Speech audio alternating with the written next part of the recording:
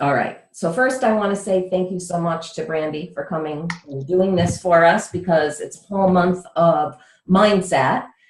So that's my lead-in story. So last week there was a women's conference. It happened to be a little over an hour from my house, which is amazing. And it happened to be um, the run by my actual business coach, which I had never met in person. So combining all of that, I figured I was jumping on the bandwagon and going because they promised real action while I was there. And I'm like, okay, let's get some real action. And it was. And it was really, I had some really big aha moments, like the light bulb went off. And it was really all around mindset and focus. So I got there and I was able to network with 74 other wonderful coaches. A lot of people, I'd probably say half of the group had some kind of therapy background, which was awesome. It's like your own therapist at your table. And they had a switch table. So it's like morning, afternoon, morning, afternoon. So, and it was groups of 8. So we got to really meet most of them. They gave us time at lunch to do networking. And after the event, I made a lot of good connections.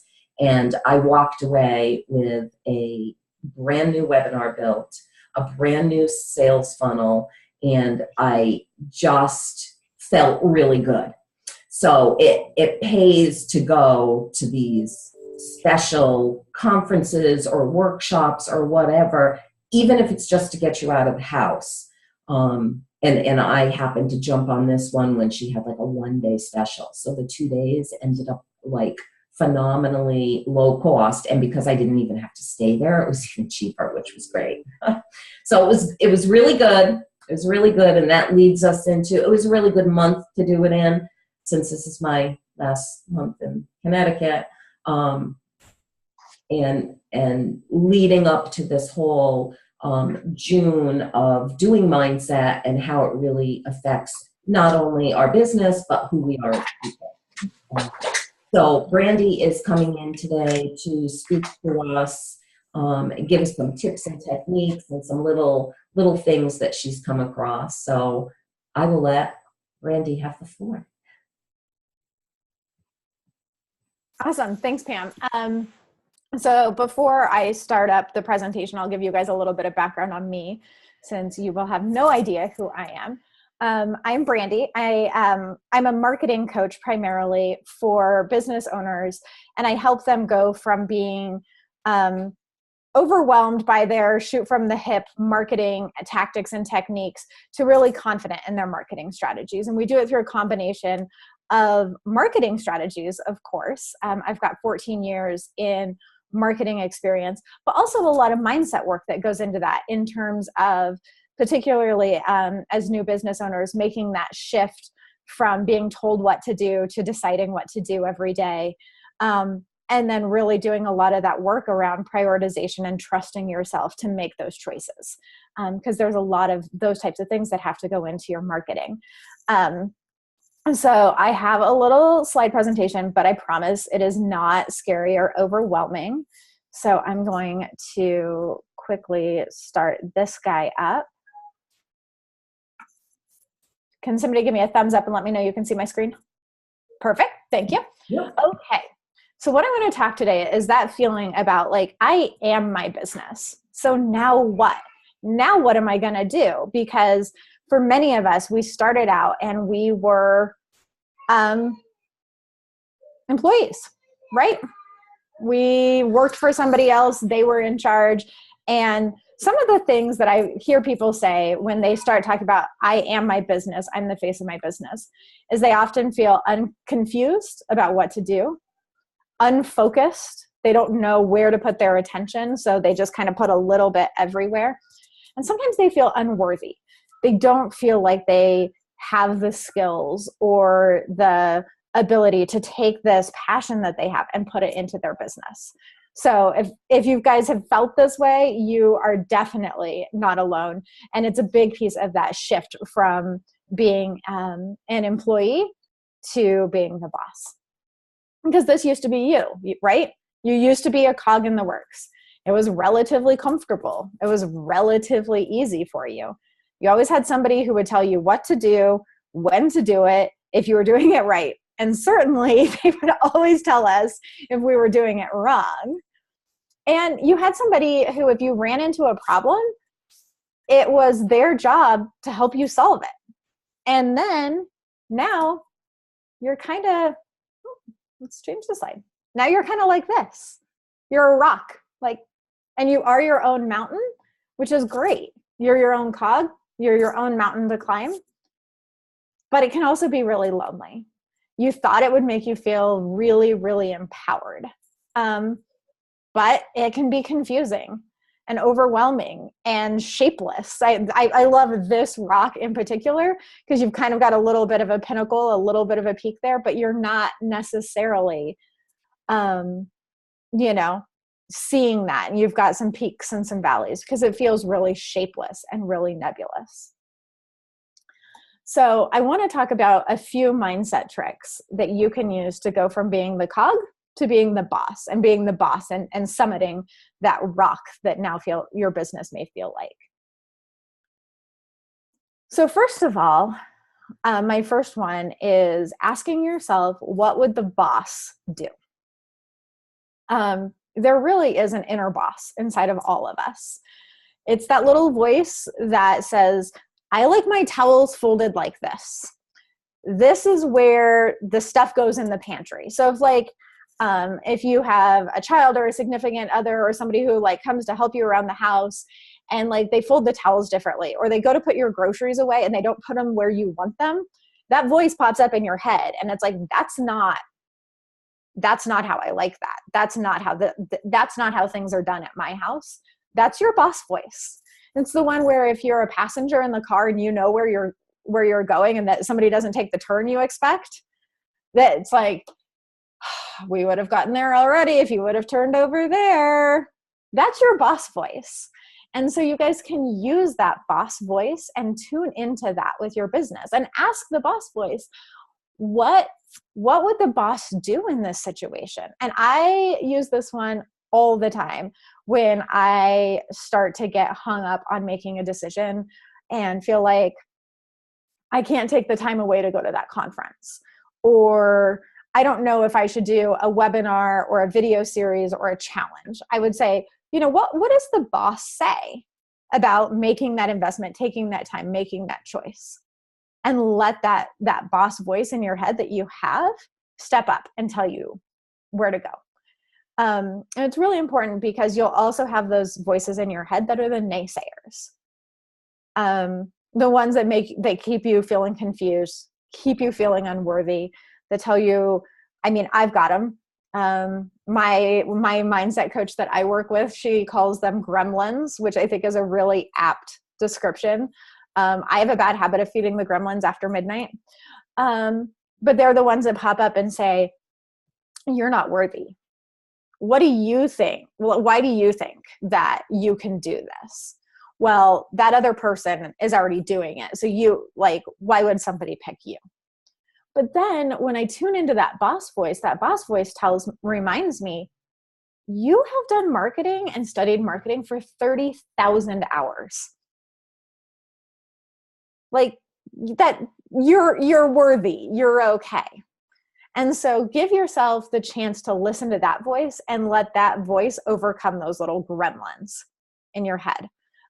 It's not a tip I have in here, but it's really, really powerful too if you guys are building your businesses off of what your previous employee experience has been or what your previous passions have been, to calculate how many hours that you spent doing that. I did it 40 hours a week for 50 weeks for how many years, and arrive at a number. I did marketing for in-house marketing for 14 years for at least 40 hours a week, probably more. But that came out to that 30,000 hours. All of a sudden that feels really, really powerful, right? Doesn't it sound way cooler when I'm I've done and studied marketing for over 30,000 hours? You trust me, right? And if you start putting that in your head about yourself, you'll start to trust yourself more too. And you'll start to trust this boss voice in your head. And then your towels will be folded the way that you want them to. And you can start making decisions in your business the way that you want to. And if you guys have questions, like, we can stop and talk about stuff too. So number 2, and this is, some of these things may be things that Pam's already gone over with you guys and that you guys have heard before, but I think they're really useful too, is to write down your own goals. When we were employees, we had reviews, and during our reviews, they told us what we did well, what we did wrong, and what our goals were for the next 3 months, 6 months, a year. And those goals were often set on, you know, the big fiscal plans for the business and the direction and the strategic directions that somebody else set for the business. And maybe you got a little bit of say in what your personal goals were, but they also were assigning those goals for you. It's really, really powerful to create and write down your own goals for yourself. It's not enough to just think it in your head, but really being able to write those down and create plans around those. Again, that's empowering that boss voice, creating those realistic goals. I don't know about you guys, but I also had many experiences where my bosses gave me unrealistic goals. You know, I was able to grow a business 15% last year over the year prior. So you need to grow it 30% next year. What? You know, I mean, so being able to create and write down your own goals is really, really important. Because again, you're empowering that boss voice and taking the power of your business away from the outside world and putting it squarely in your own hands. The third one, and this goes to financial structures, is paying yourself. This makes a huge difference in feeling like you're in charge and that your business is doing something. It's really, really hard for a lot of us, especially when you're just getting started, especially when it feels like your business expenses and all those things you could and should spend money on are equal to your income or sometimes greater than your income. But even if it's only, $20 a month, every week, I get $5. Starting to train your business to pay you is important for the finances of your business, but it's also really important for your mindset because you are paying yourself for the time that you're putting into it. And you don't just feel like you're running on that little hamster wheel, making money for all those other services that you're paying for in your business. Because we've all got website hosting and ConvertKit and Zoom and Hootsuite and, there's 1,000 tools that want your money. And then you have your business coach, and then you have your this, and you have the courses that you bought. So all that money starts to get sucked out. So then you feel like you're just working to pay these other people. And that feels like you're an employee, not like you're the boss. So taking a little bit out for yourself helps you switch that mindset and makes you feel really empowered in your business. Number 4 is create a schedule for yourself. One of the things I was really excited about when I left corporate was I was like, awesome. Nobody's going to tell me what time I have to be at the office. Nobody's going to tell me what time I get to take lunch. Nobody's going to tell me I can't take that 10 o'clock yoga class.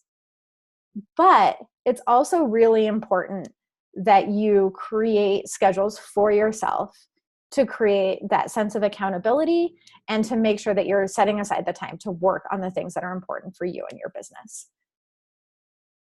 Because otherwise, you won't necessarily focus on doing the hard things and doing the work that needs to be done.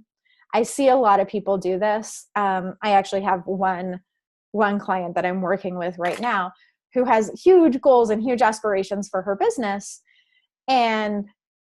But one of the things that was really important to her was her ability to be able to take 2 walks a day and to be able to go to lunch with her friends.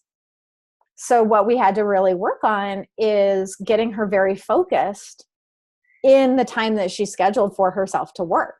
so that she had that freedom to do those other things. And that's a big mindset shift for her, because she didn't think she wanted to be locked into a schedule, but creating that schedule gave her that freedom to be able to be like, yesterday, she had done enough of her work that she was able to go and drive 2 hours to have lunch with a friend that she hadn't seen in a while. And that was why she started her business. So schedules don't have to be constraining. They can be freeing, because they can actually give you that focus. And by creating your own schedule and saying, this is when I will take client calls, this is when I'm going to, create content for my business, this is when I'm going to work on visibility tactics, you're in charge of those things. So that, again, is listening to that boss voice and saying, I want to create content at 5 a.m. That's when I write well. That's before the kids get up. That's before the husband's up. It's nice, quiet time. But you can create those schedules for yourself. So that's how it plays into becoming the boss of your business. Number 5, and this is one I still have a really hard time with, and that is developing your own voice. When you have been an employee for a long time, you are a representative of the company. And so you have to abide by their tone, their structure. And I guess it's probably hardest for me because I was the marketer. So I had to write as the business. I didn't get to write as Brandi. And decide who you want to be in your business. Are you funny? Are you a cusser? Are you kind? All of those things make you feel more empowered and more in charge of your business and your marketing. And you get to pick what that voice is. I've seen a huge movement in the last few years where people are talking about authenticity online. And I think that a lot of people thought that being authentic online meant you had to be rude and crass. I've seen a ton of that, where being authentic meant that you got to cuss. And maybe that's who you are. And then you get to own that, and you get to know that will attract some clients and that will push some away. But being authentic and developing your voice is who you want to be. So I'll tell you guys just a little anecdote. When I've been wanting to start this business for 10 years. And when I registered my LLC, I registered New Leaf Marketing Solutions. It was the nice, upstanding agency name. And for about 8.5 years, I struggled. I struggled to create content. I struggled to create the website. I struggled to identify my ideal customer profile, all of those kind of things, because I had this corporate voice in my head. And one day my husband and I were out working in the backyard, and we were talking about this business. And he's like, you have so much to say, and you have so many good ideas. He's like, why are you holding back on this? And I said, I just really have a hard time creating content and putting this brand out there because it doesn't feel like me. Because how I want to talk to people is I want to be friends with people. I want to feel like a trusted friend that you're going to talk about your marketing. I want people to be like, hey, Brandi, I don't know if there should be a webinar or a video series. What do you think? Hey, Brandi, I don't know if Pinterest is the right place to market my business. Hey, Brandi, I am totally lost when it comes to my Google Analytics. But I wanted them to be able to feel really comfortable. And all of a sudden I dropped my shovel and I ran in the house and I bought heybrandi.com. And after I made that shift and owned my voice, all of a sudden it all came together, because then I could say, these are the types of business owners that I want to work with. These are the types of services that I want to provide. And it made a huge shift. As soon as I let go of that big corporate brand, and owned who I was, because I'm funny, I'm silly, I like memes and gifs and puns. And I didn't feel like New Leaf could be that. I felt like New Leaf had to be buttoned up. So I think it's really important and really empowering for you guys to figure out how to develop your voice and decide who you want to be in your business and own that. Number 6 is really closely related to number 5, and that is stand with and own your opinions. Again, I didn't take the chance, and I should have, to learn more about your guys' businesses, but chances are you didn't create your business because you wanted to do what everybody else was doing, or you thought everybody else is doing that right. You did it because you have opinions. That's a brilliant thing. You know, before we were talking about the Bachelor guy coming to this Women in Leadership conference, and I clearly have an opinion on their choice that they made there. But with this, you have the opportunity to have your own opinions about how your business is run, about when you're going to take client calls, about how your clients talk to you, about how you're going to structure your pay scales. So you get to have these opinions and you get to make these choices in your business. And your coach can give you guidance on it, but it's up to you to decide whether it's right or wrong for your business. As long as you're following the laws, because, you know, those can get you in trouble, but you get to have your own opinions and you get to express those opinions. Again, when you have been in a business, often our opinions as an employee are secondary to the opinions of our bosses, and they're secondary to the opinions that the public wants to put forth of that business. And so deciding on those opinions is really important.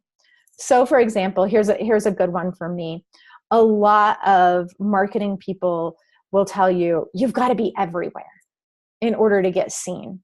You've got to be on Facebook. You've got to have a group. You got to do lives. You've got to be on Pinterest. You got to be on Instagram. You got to be on Twitter. Oh, you're not on Snapchat? Ooh. And you need to have a YouTube channel, and you should probably do a podcast and some guest blogging. You're doing guest blogging, right? And it's totally overwhelming. So one of my unpopular opinions is that you don't have to be everywhere. You can pick 2 amplification channels and get started there. You can add on more later, and it's okay to shut things down. But that's a really unpopular opinion. And I'm a firm believer that not everyone needs to do Facebook Lives. They're not right for everybody. There's a whole bunch of those types of things that aren't right for people. And those are opinions that I get to have and that I get to share that make me stand out.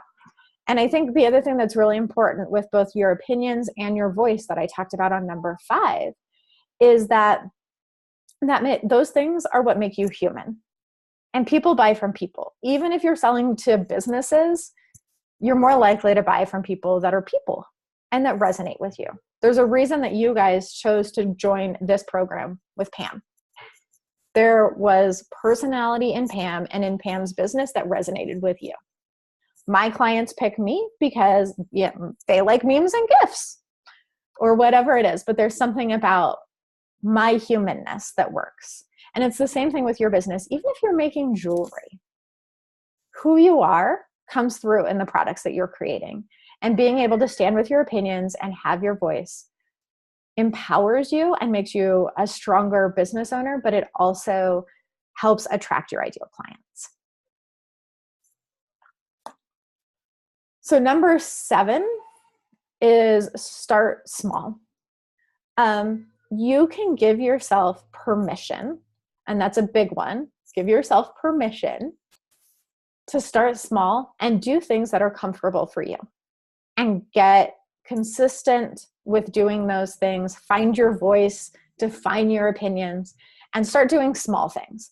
Maybe before you start trying to create a huge Facebook group of your own, maybe you just focus on engaging in a few Facebook groups where your ideal clients are. And you can shoot. Some people feel like starting small means that they start in huge Facebook groups. I'm a member of a Facebook group that's got 35,000 people. I'm a member of another one that's got 70,000 people. Some people might see that as a safe place because there's 70,000 people. So I can go and I can express my opinion in that group, and chances are not a lot of people are going to see it because it's so big. Some people might say, I want to go in that Facebook group that's only 100 people. And because that's small, because I feel safer with just that smaller group expressing my opinion. Some people prefer to start with just putting stuff on Pinterest because they don't have to have face-to-face interaction. They don't have to get that feedback. But give yourself permission to start small with things that you're comfortable with. And then you'll build your confidence. You'll build that boss voice. And then all of a sudden, doing your first Facebook Live, if you choose to do that, won't be so scary and won't be so intimidating because you've built your confidence, you've cut your teeth, and you've developed that boss voice. See, I've got notes, so I'm just checking, making sure I covered everything. And I think the thing that's important with this starting small is that you can always scale up. You can always add more. You can always increase your visibility. So you can start small. You don't have to swing for the fences the first time. And setting, if I was going back to the goal setting those small achievable goals, those are going to help you feel that success and feel like you can accomplish the next thing. Sorry if you guys can hear my screaming 1-year-old. She's well taken care of. She just is already ready for nap. Number 8 is mind your business. And I almost said your own business on this one. But no matter where you are in your business, but especially if you're just starting out, you're going to be tempted to go look at what your competition is doing. You want to, if you have a restaurant, you want to go try their fries during happy hour and see how busy they are and what their drink specials are. And, are their fries better than yours? And there's a time to do that, but it's only after you've gained some confidence in yourself and your opinions and your own voice. Because often we get really intimidated by seeing what our competition is doing. And we lose sight of the fact that maybe we're a year into this journey. Maybe we're 6 months into this journey. Maybe we're 2 weeks into this journey. But the people that we see that are highly visible are years into their journey. And we forget that they're at a different place. And they often have teams of people who are making them look amazing. So for example, if I look at like a Marie Forleo, and I don't put myself in the same realm as her, but if I look at her, all of a sudden I can say, oh my gosh, how am I ever going to have videos with like my perfect hair and my perfect style and like my perfect 28-inch waist? And then I have to take a step back because, even though I do this, I still have to drink my own medicine sometimes. I have to take a step back and be like, yeah, you know what? And she pays a stylist to come in and do her hair and her makeup. And maybe she buys those clothes. Maybe she rents them. She probably has a tailor so they fit just right. And she spends a week creating 100 videos that somebody else is shooting, producing, editing to create that look. And I'm not in that place. But if I followed my competition too closely, I could paralyze myself. And so I put mind your business, develop your own voice, focus on what's going on in your business. This also relates to, for a while, it was really popular with bloggers blogging about blogging to share their income reports. I don't know if you guys have seen that in the online space, and like they're like, I made $120,000 from my affiliate links in April. Those don't help us. They just, I mean, maybe if you're super competitive, maybe that like makes you feel competitive and drives you. But for the majority of us, it just makes us feel like poo. Because we aren't making $120,000 from affiliate links. But again, we're not at the same place in our journey as they are.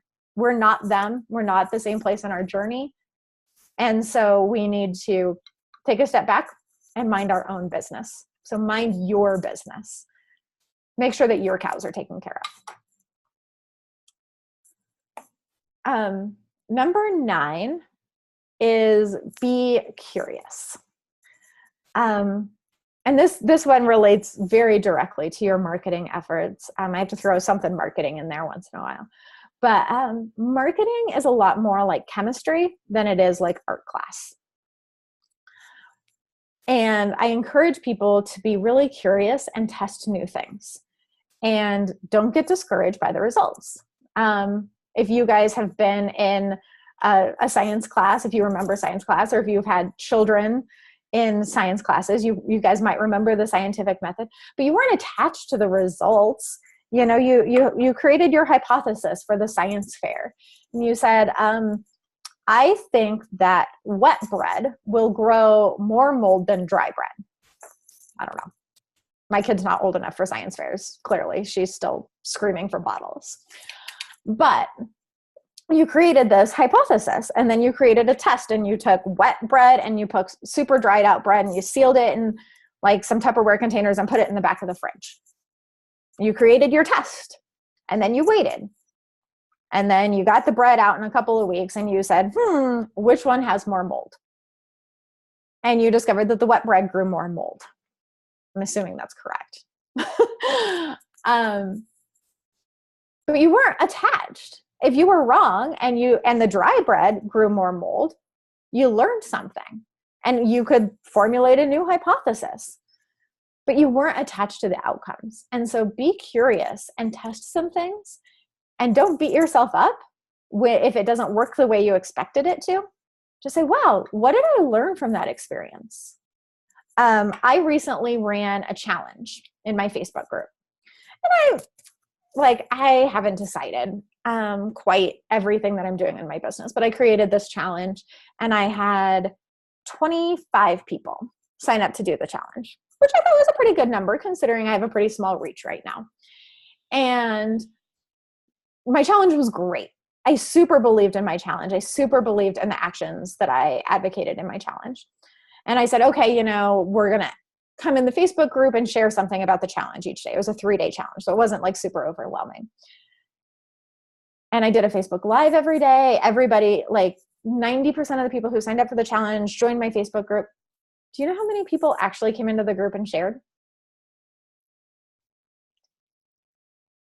0. And I spent a little bit of time being discouraged. I was like, oh, what was wrong with this? What did I do wrong? And I got a little discouraged, but then I said, well, what did I learn from it? Like, how can I be curious? How can I turn this disappointment on its ear and say, what did I learn from it? And so I was able to go back to the 10 people who opened every one of the emails and email them personally and say, hey, how did the challenge go for you? And they were like, oh, it was great. I did blah, blah, blah. But they didn't come engage in the Facebook group. So what I learned is that accountability wasn't important to the people who were taking part in that challenge. So makes it easier for next time. That's 3 Facebook Lives I don't have to do.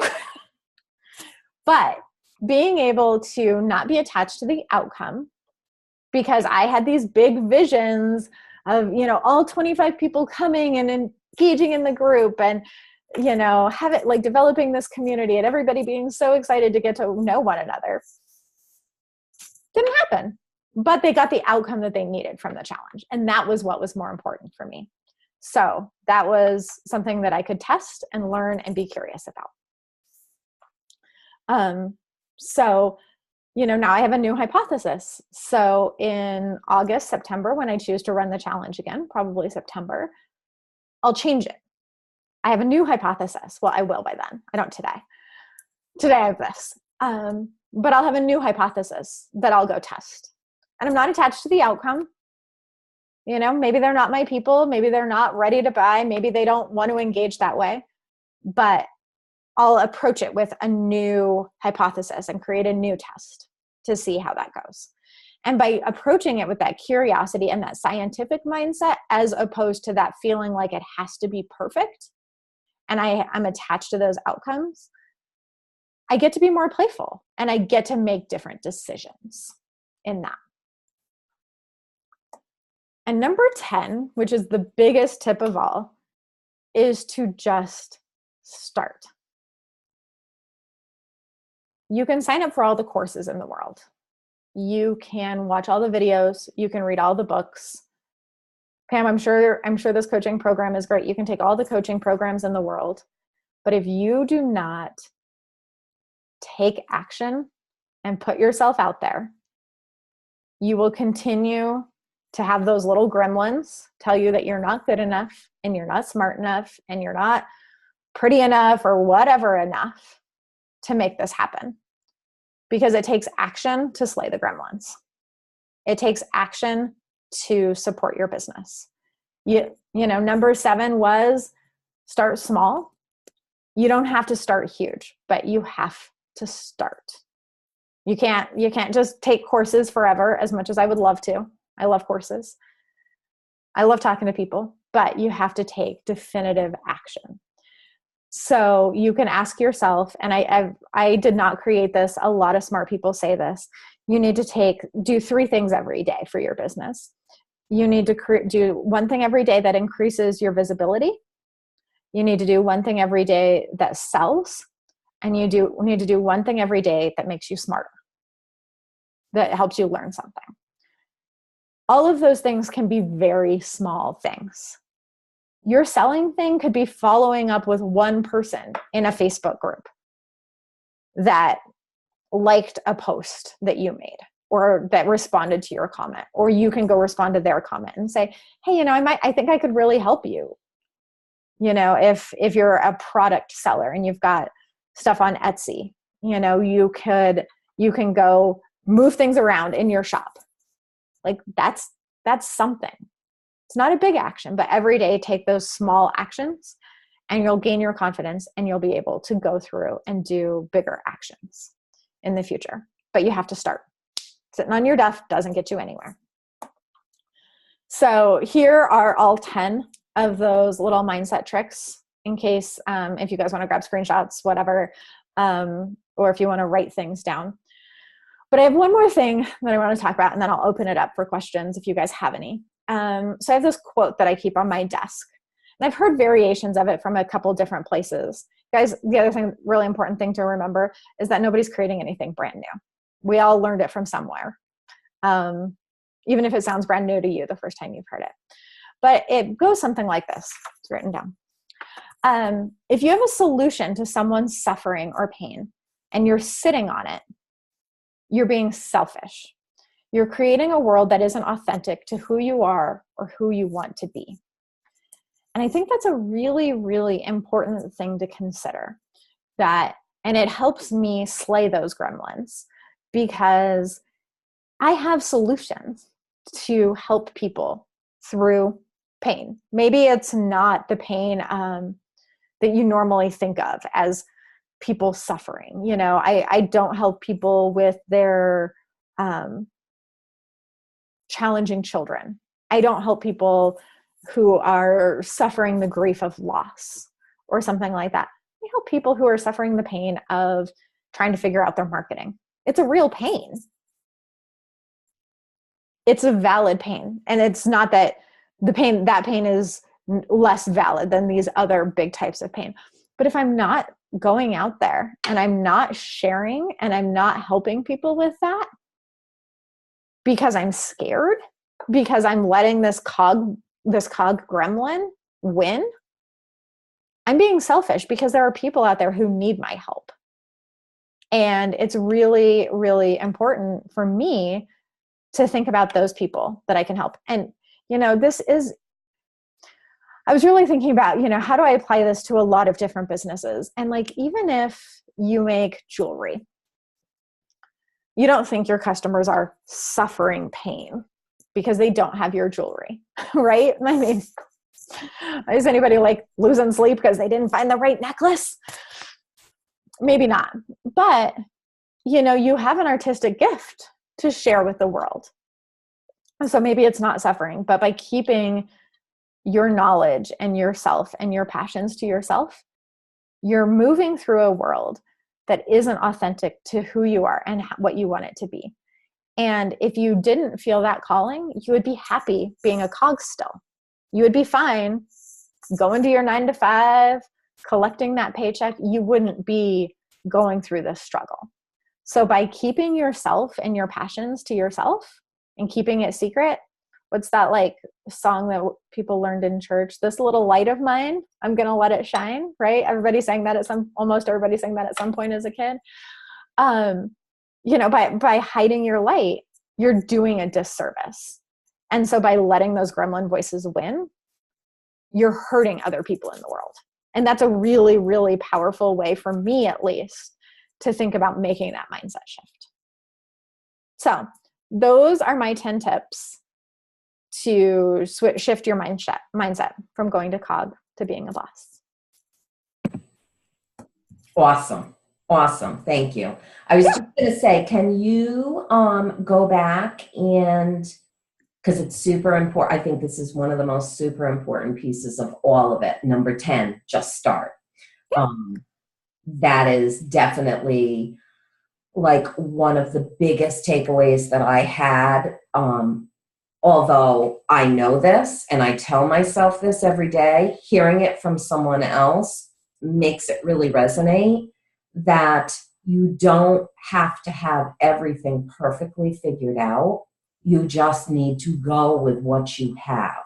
And I think saying those 3 action steps for every day is worth saying again, because that's super important. Yeah, absolutely. So every day you want to do one thing that increases the visibility of your business. You want to do one thing that increases your sales, and one thing that helps you learn. Love that. Awesome. Does anybody have questions for Brandi? This was, I think it really hit most of the nails right on the head. It's really all about this mindset. It's a mindset shift, especially if you are coming from being an employee to having your own business. It's a leap. It's a leap, and it's the complete opposite. Now you have to be the boss, but you're kind of also the employee. Yeah, yeah. And it really is. It's about the schedule was a really important piece too, because I know a lot of people are like, yippee, now I'm not, I don't have to be there at a certain time. I don't have to take lunch at a certain time. I don't need to take breaks when they tell me. I don't have to do things the way that they tell me. But you kind of have to apply that to your schedule, to your task management, to your, I use block scheduling because that purposely works. It works for me. And this is the time when you're going to write content. This is the time set aside for coffee chats. Otherwise, you'd be chatting 6 hours of the day. This is the time you get on social media. You have to make those boundaries around everything. Yeah. So that was something that really resonated too. It was all really good. Good. Yeah. And I think, the schedule thing is really hard if you're coming from a place where you've been an employee, and especially if you've left that employee situation and like you have a household to take care of, and you have children to take care of or grandchildren around. Yeah. All of a sudden you can get really caught up in taking care of all of those other things. Yeah. And not focusing on your business. Yeah. So there's one gal I know. And everybody knows I have been living with my daughter and my son-in-law and their kids, and it's totally different. Like what I was doing when I was on my own had to totally be shifted. I had to use other times to get things done, and my time frame of getting work done is shortened. Which is probably a good thing for me because I tend to, overdo. Yeah, just a tad bit of an overachiever every day. But it really made me realize that, and being here, like even this morning, I said, I have time to do X, Y, and Z, and I started doing it. I started literally emptying the dishwasher, refilling it, and I thought, no, this is Thursday. You do those things, but you do them on Friday, Pam. You're off a day. And it's going to take your focus off of the other things you need to do before you jump in here with Brandi. So I stopped myself, and sometimes people can stop themselves. Other times you have to reach out and have somebody slap you and say, you need to stop. I mean, having that accountability partner is really important too, especially if you find yourself doing that day after day, falling off your schedule or doing things that you know are not productive for your business. Yep. Yep. Absolutely. I have one gal who uses the Pomodoro technique. Yeah. But what she spends her 15 minutes of off time, she does the 45 minutes and her 15. She spends her 15 minutes like doing chores, because then they're not just like hanging out in the back of her head. Mm-hmm. So she'll take her 15 minutes and like go switch the laundry. Yeah. Because then the laundry is working while she's working. And like, that's how she chooses to use her time blocks. And so she gets both of those things done. Right. Right. And I mean, sometimes that's what it is. You have to, that's the good balance. That's what she needs. I mean, that's what works for her. It doesn't work for everybody. Person. Exactly. You have to kind of pull it apart. You have to study how your day goes, pull it apart, and then start working it. And just because you make a schedule for yourself, doesn't mean you're going to adhere to it like, you know, it's the end all be all. It can be changed. It's supposed to be your guide. And what works for me isn't going to work for someone else. You kind of have to try it. You try it for a little while, and then you tweak it and say, you know, Tuesdays wasn't a good day for me to write content. I forgot X, Y, and Z gets in the way. Move that to Thursday, you know, and yeah, I mean, it doesn't happen overnight. None of this stuff happens overnight, but it is all about just starting. Yep. And that's why I ended with just start, is because all of those other tips, you know, on that list, you have to start all of those things at some point. One step at a time. One teeny tiny little step at a time. Buying the right domain name was mine. Yep. Perfect. Any questions you guys have? Anything that you guys want to pick my brain on? Anything like that? Pam asked my question, and that was to re-say the three things. So, okay. Yeah. Easy. Awesome. Lisa, Jennifer, anything you want to ask while we have Brandi's attention? I will make a comment, Brandi. I like what you said about like developing your own way of doing everything and not getting caught up in having everything at once, because Rome wasn't built in a day. But it feels like you go in these Facebook groups and they're like, you need to have 16 million things before you do anything. But I guess I was wondering, like, is there a good spot to start? Like, or is it just where you feel most comfortable? I actually do social media management as a job, and it kind of overwhelms me, like all the social media. I don't really want to do it for my business, to be quite honest. But I don't want to be like invisible out there. So I'm just wondering, like, how you decide where you're going to start with that. With like what social media channels to start with? Yeah. So typically what I advise is that you start with 2 amplification channels, and they should be places both where you're comfortable and where your target audience is hanging out. Okay. And so for a lot of people feel like they have to be on Facebook. That's not necessarily the case. You know, if you are a B2B service provider, honestly, like LinkedIn can be a great place to actually spend some time. And it doesn't have that big, I don't know, that overwhelming feeling, that oversaturated feeling that Facebook has. So that's one place that I look at. But like, where are you comfortable putting some time in, and then where's your target audience hanging out that you're going to be able to get in front of them. Those are 2 of the key things that I look for. I don't consider, this is just an important piece for me to say, as a marketer, I don't consider Pinterest a social media channel. I do consider it more, it's a hybrid, but I consider it more of a search engine channel. So it's certainly some place that you can spend some time, but that's one of those places where you don't want to overinvest and think that it's a visibility name acquisition tool, but it's not really a sales tool. Okay.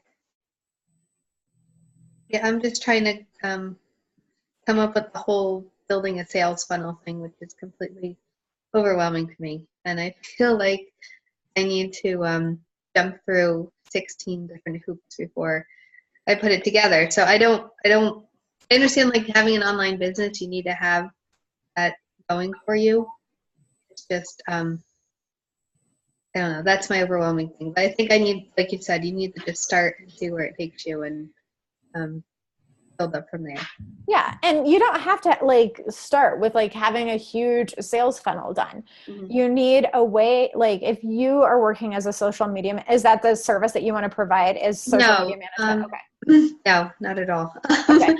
I have two businesses. I have a small copywriting business on the side, but what my main one that I'm building right now is as a homeschool mentor and like curriculum creator. So I have all these ideas I'm trying to put together.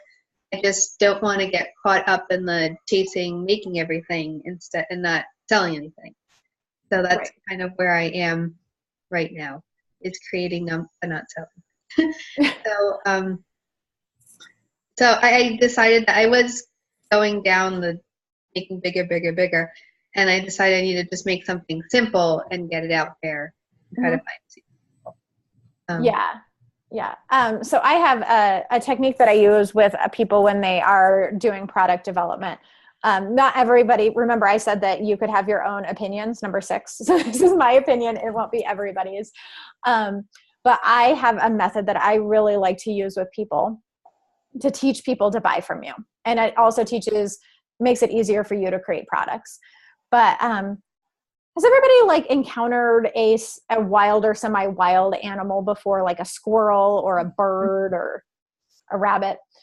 So like in Colorado, we have these like little chipmunks up in the mountains, and people love to feed them. Like they take food for them. So I call this squirrel feeding, but you want to train people to buy from you. So you give them a freebie that's got good value. You know, I exchanged my email address for this. Yes, you can still do that even under GDPR. But I gave you like this piece of value for free. So that's kind of like I'm, 15 feet away. I sat my little peanut down. So the squirrel, and then I sat my peanut down and then I backed 15 feet away. So they come and get that peanut. And then I put another peanut that's 10 feet away. And maybe that's a $20 product. Maybe it's a $50 product, but it's one of those like, not, oh my gosh, can I invest $1,000 or $1,500 products? So you create that like $50 product. And then you put that down and that's 10 feet away. And then you come in and you back away and then they come get it. And you create these points in your value ladder with those increasing price points, and you train them that it's safe to come buy from you because they start to learn that they're going to get tremendous value from the products that you're providing or from working on coaching with you. So, depending on those products and things like that you're doing, and maybe your value ladder is only 3 or 4 steps. Maybe it's 15, maybe that's what the customer journey looks like, but you can add different things in there, but you certainly don't have to start with everything because you can always add additional pieces and things for people to buy.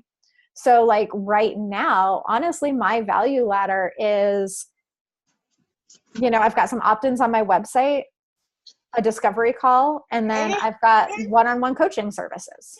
That's my current value ladder. I have more stuff that's going to go in there. And then when these other things come into play, this price point's going to go up on the coaching and stuff like that. But it's really simple for now because it was what I could start with because I needed to do number 10.